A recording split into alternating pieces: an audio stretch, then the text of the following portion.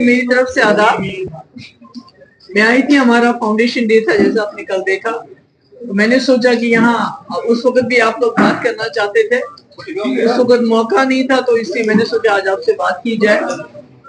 जैसा कि हम देख रहे हैं 5 अगस्त 2019 को हुए 6 साल हो गए, और उस वक्त जो जम्मू कश्मीर की, मैं तो उसको बर्बादी कहूंगी, तबाही की गई थी, 370 को खत्म किया गया, स्पेशल स्टेटस छीना गया ये कह के कि जम्मू कश्मीर में अब सब ठीक हो जाएगा, जम्मू कश्मीर में तरक्की हो जाएगी, जम्मू कश्मीर के हालात ठीक हो जाएंगे, जम्मू कश्मीर में अमन होगा, जम्मू कश्मीर में दूध की नदियां और शहद की नदियां बहेंगी। मगर आपने देखा कि वो पॉलिसी बिल्कुल फेल हो गई, फ्लॉप हो गई। यहाँ तक के हालात ऐसे हो गए हैं कि 2 मुल्क जंग के दहाने पे आ गए हैं और फ्लैश पॉइंट जम्मू कश्मीर है।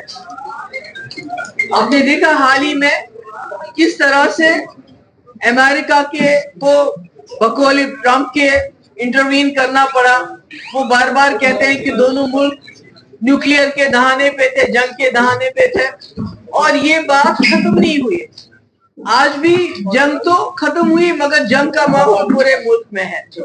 बीजेपी ने बदकिस्मती से मुल्क में ऐसा माहौल बनाया है कि आज सब जमातें एक आवाज में कह रही है आपने सीज फायर क्यों किया, यानी कि जंग को चालू रखना चाहिए था। ये देखिए मेंटालिटी क्या बन रही है हमारे मुल्क की, कि वो कहते हैं जंग खत्म क्यों की।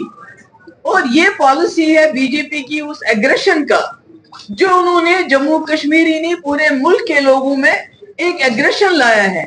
अब जितनी भी अपोजिशन में पार्टियां हैं वो मजबूर हैं, अगर वो ऐसा नहीं कहेंगे तो उनको बोलेंगे एंटी नेशनल है। अगर कोई ये नहीं बोलेगा पाकिस्तान पे बम मारो, बोलेंगे एंटी नेशनल है।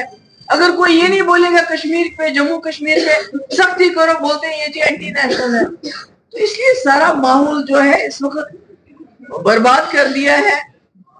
इंटरनली आप देखते हैं जम्मू कश्मीर के हालात को, पहलगाम का इतना बड़ा हादसा हो गया जिसमें इतने हमारे मासूम शहरी मारे गए।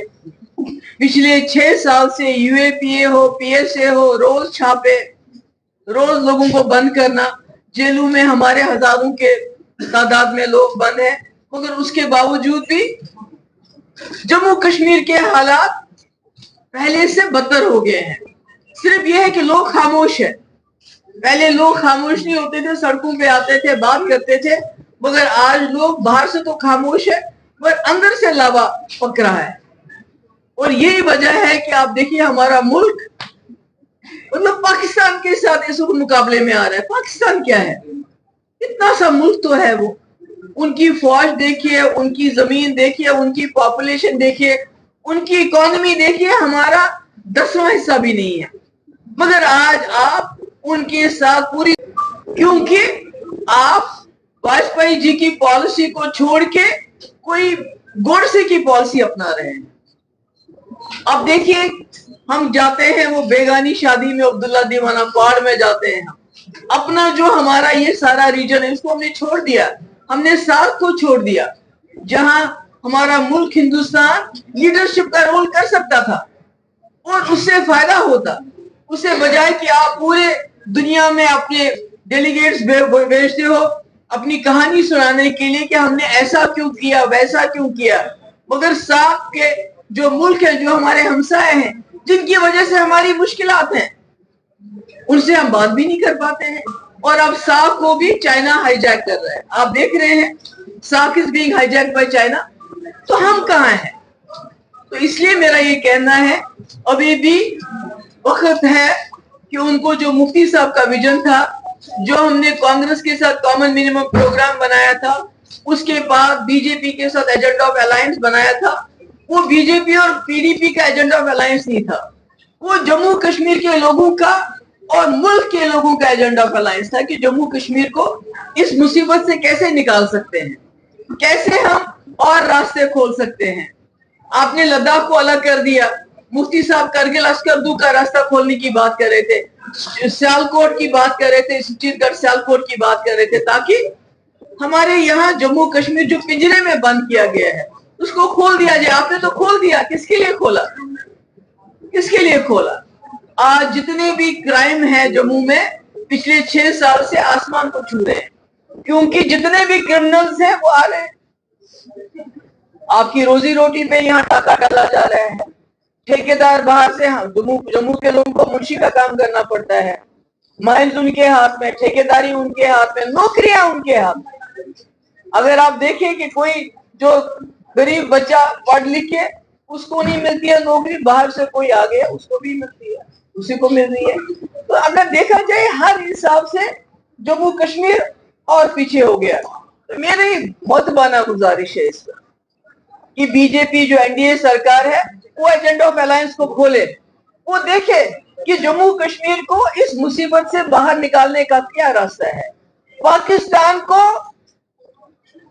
सीधे रास्ते पे लाने का क्या रास्ता है।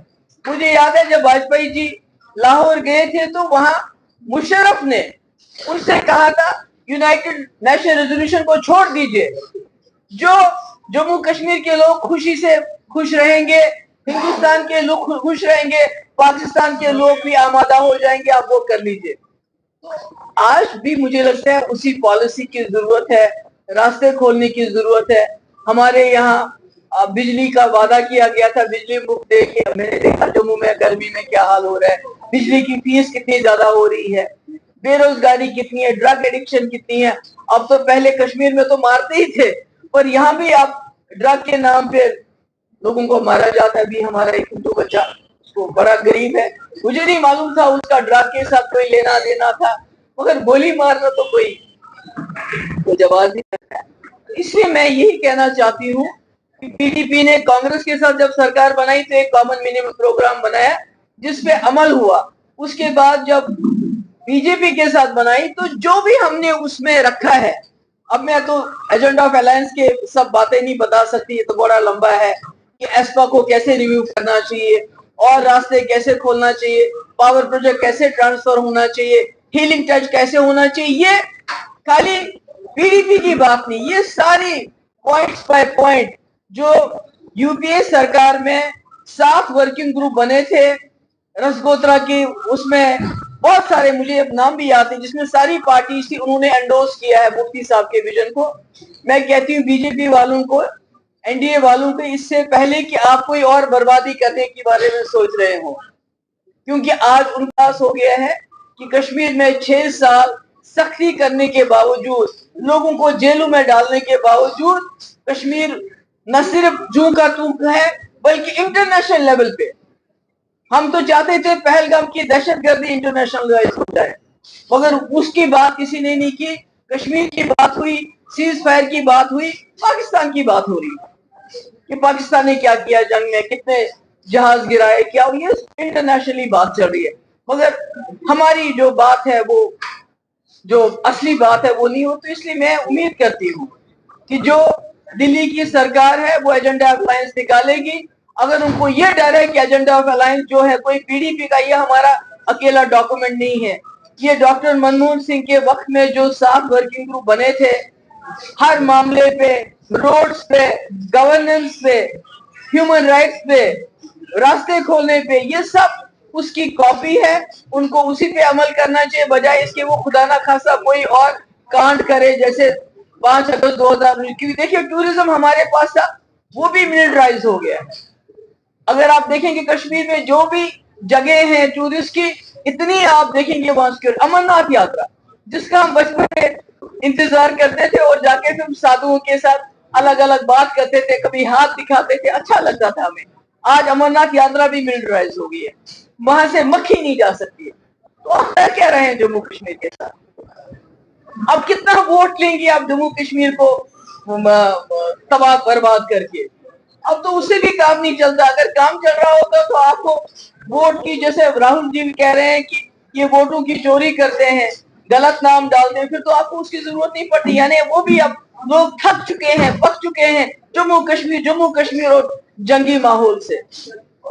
मुझे लगता है कि हमारा मुल्क इतना बड़ा मुल्क है, इतना इकोनॉमिकली हम, इतनी हमारी आबादी है, जवानों की आबादी है, पर बेरोजगारी सबसे ज्यादा, जीडीपी हमारी चीन से बहुत पीछे, हमारी ग्रोथ बहुत पीछे। तो हम जंग में क्यों फंसे हुए हैं? اور جنگ کس وجہ سے پھنسے ہوئے ہیں؟ جموں کشمیر کی وجہ سے.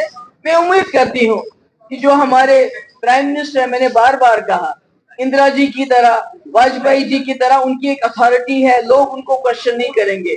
اگر وہ کوئی بورڈ انسانیت کے دائرے میں، یہ نہیں کہ توڑ پھوڑ کرو، جموں کشمیر کے حصے کر دو، لداخ کو الگ کر دو، اب اس کو الگ کرو، اب تیسرے کو الگ کرو، اس کے بجائے اگر انسانیت کے نام پہ جو ایجنڈا آف الائنس ہمارا رہا ہے اس کو کھول کے دیکھیں گے تو مجھے لگتا ہے جموں کشمیر کا باعزت حل ملے گا. جموں کشمیر کہیں جائے گا نہیں، پر عزت سے اس ملک کے ساتھ جینا شروع کر سکتا ہے. Thank you so much.